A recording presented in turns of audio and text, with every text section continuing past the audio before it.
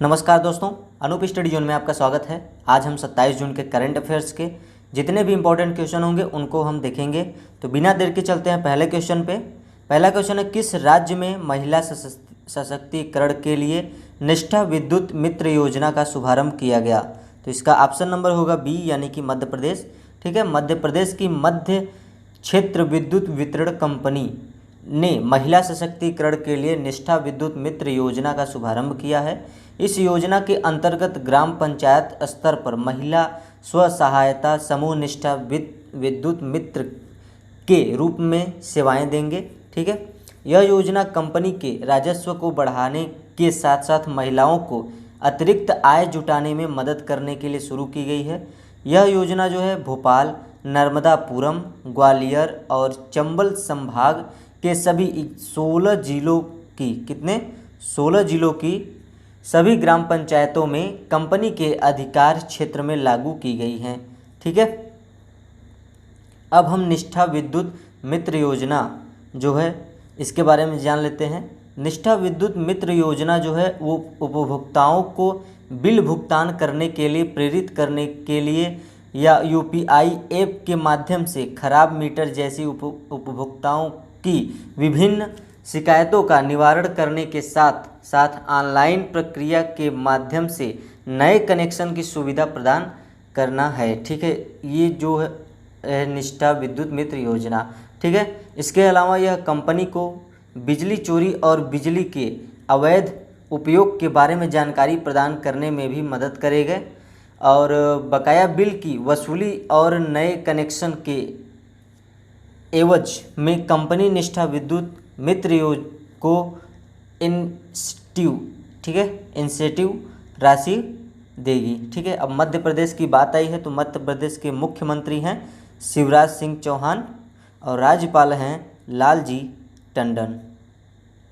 ठीक है, next question, ई blood services mobile application को किसने लॉन्च किया? तो इसका ऑप्शन नंबर होगा ए, यानी कि हर्षवर्धन ने। केंद्रीय स्वास्थ्य और परिवार कल्याण मंत्री जो हैं हर्षवर्धन ने इंडिया रेड क्रॉस सोसाइटी यानी कि ICRS की ई ब्लड सर्विसेज मोबाइल एप्लीकेशन को लॉन्च किया है। Centre for development of advanced computer यानी कि CDAC की ई रक्तकोष टीम ने डिजिटल इंडिया योजना के तहत ई ब्लड सर्विसेज मोबाइल एप्लीकेशन विकसित किया है। ठीक है, अब हम ई ब्लड जो सर्विसेज है इस एप्लीकेशन के बारे में जान लेते हैं।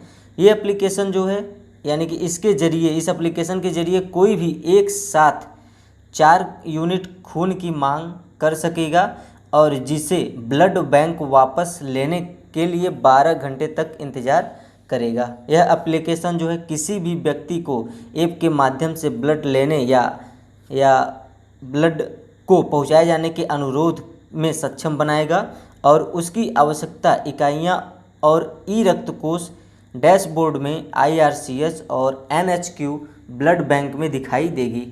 ठीक है, इंडियन रेड क्रॉस सोसाइटी के अध्यक्ष हैं Harshvardhan. Next question, Vithabai life time achievement award से सम्मानित किया गया। तो किसे किया गया है? तो इसका ऑप्शन नंबर होगा सी, यानी कि गुलाबबाई संगमनेरकर। ठीक है, महाराष्ट्र सरकार ने लोक कलाकार गुलाबबाई संगमनेरकर को Vithabai Narayan Gavkar life time achievement award दिए जाने की घोषणा की है। ठीक है, इनको अचीवमेंट अवार्ड वरिष्ठ तमाशा यानी कि लोक कलाकार को दिया जाता है और वर्ष 2018-19 का जो है सम्मान गुलाबबाई को प्रदान किया गया है। इस अवार्ड में जो है 5 लाख रुपए का पुरस्कार और एक प्रशस्ति पत्र और एक स्मृति चिन्ह प्रदान किया गया है। ठीक है, नेक्स्ट क्वेश्चन, हाल ही में AHIDF की स्थापना करने की घोषणा की गई है और इस स्थापना के लिए कितने करोड़ रुपए की निवेश की जाएगी? तो इसका ऑप्शन नंबर होगा सी, यानी कि 15,000 करोड़ रुपए की। ठीक है, प्रधानमंत्री श्री नरेंद्र मोदी की अध्यक्षता वाली केंद्रीय मंत्रिमंडल द्वारा पशुपालन बुनियादी ढांचा विकास फंड यानी कि AHIDF, ठीक है, की स्थापना को मंजूरी दी गई है। और पशुपालन बुनियादी ढांचा विकास फंड की स्थापना के लिए 15,000 करोड़ रुपए की दी जाएगी। और जो यह डेयरी एवं मीट प्रसंस्करण के साथ साथ मूल्य संवर्धन के बुनियादी ढांचे और निजी क्षेत्र में पशु आहार संयंत्रों ने बुनियादी ढांचों के निवेश को प्रोत्साहित करेगा, ठीक है। इस योजना के अंतर्गत योग्य लाभार्थी किसान उत्पादक संगठन और MSME सेक्शन 8 कंपनियां हैं और निजी कंपनियां हैं, और उनमें से निजी उद्यमी भी होंगे। जो योजना के तहत लाभार्थी जो है 10% की मार्जिन राशि का योगदान करना होगा, ठीक है। भारत सरकार द्वारा जो है 750 करोड़ रुपए का क्रेडिट गारंटी फंड की भी स्थापना किया जाएगा। इस फंड का प्रबंधन जो है national bank for agricultural and rural development जो नाबार्डा द्वारा किया जाएगा, ठीक है। अब केंद्रीय पशुपालन डेयरी और मत्स्य पालन मंत्री हैं गिरिराज सिंह। नेक्स्ट क्वेश्चन, माली गणराज्य ने NTPC को कितने मेगावाट क्षमता वाले सोलर पार्क के विकास के लिए परियोजना प्रबंधन परामर्श अनुबंध दिया है? तो इसका ऑप्शन नंबर होगा सी यानी कि 500 मेगावाट, ठीक है। इस घोषणा के अंतर्गत अंतर्राष्ट्रीय सौर गठबंधन द्वारा आयोजित एक कार्यक्रम में की गई थी। इस कार्यक्रम की अध्यक्षता जो है अक्षय ऊर्जा मंत्री आर के सिंह ने की, और इस कार्यक्रम में माली के राजदूत सेकोऊ कासे ने भी भाग लिया था, ठीक है। अब जो है अंतर्राष्ट्रीय सौर गठबंधन के बारे में जान लेते हैं। ये अंतर्राष्ट्रीय सौर गठबंधन जो है भारत में स्थित एक अंतर्राष्ट्रीय अंतर सरकारी संगठन है जिसका उद्देश्य बड़े पैमाने पर सौर ऊर्जा क्रांति लाना है, ठीक है। यह एक सुविधाजनक अंतर्राष्ट्रीय पारिस्थितिकी तंत्र तैयार करता है जो विज्ञान और आर्थिक संसाधनों तक पहुंच को सक्षम बनाता है, ठीक है। अब माली गणराज्य की राजधानी जो है बमाको, और मुद्रा है पश्चिमी अफ्रीकी CFA फ्रैंक, और माली गणराज्य के राष्ट्रपति हैं इब्राहिम बाउबकर के, और अंतर्राष्ट्रीय सौर गठबंधन मुख्यालय है इसका गुरुग्राम, और अंतर्राष्ट्रीय सौर गठबंधन की स्थापना जो हुई थी उस 30 नवंबर 2015 को, और अंतर्राष्ट्रीय सौर गठबंधन के महानिदेशक हैं उपेंद्र त्रिपाठी, ठीक है। नेक्स्ट क्वेश्चन, हाल ही में रचेल पृष्ठ ने अंतर्राष्ट्रीय क्रिकेट से संन्यास लेने की घोषणा की है।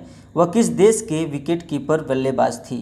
तो इसका ऑप्शन नंबर होगा ए यानी कि न्यूजीलैंड, ठीक है।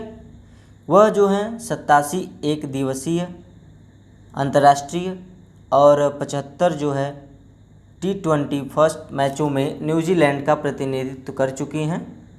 उनका अंतर्राष्ट्रीय क्रिकेट में 13 वर्षों का लंबा कैरियर रहा। कितने वर्षों का?